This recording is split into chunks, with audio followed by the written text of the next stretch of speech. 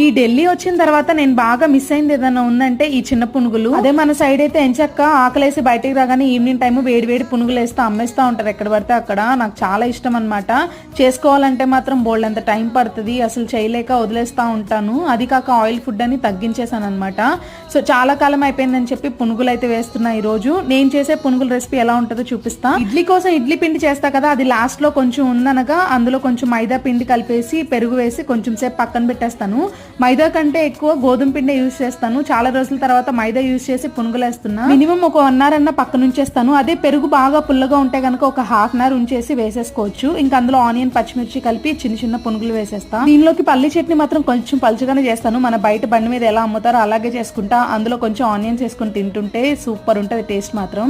ఇంకా చాలా గ్యాప్ వచ్చేసింది, అక్కడే వేస్తూ తినేసాను అనమాట. పల్లి చట్నీతో పాటు టమాటో చట్నీ కూడా ఉంటే ఇంకా సూపర్ ఉంటది. ఒకవేళ ట్రై చేయకపోతే ఇలా ట్రై చేసి ఎలా వచ్చిందో కామెంట్ చేయండి.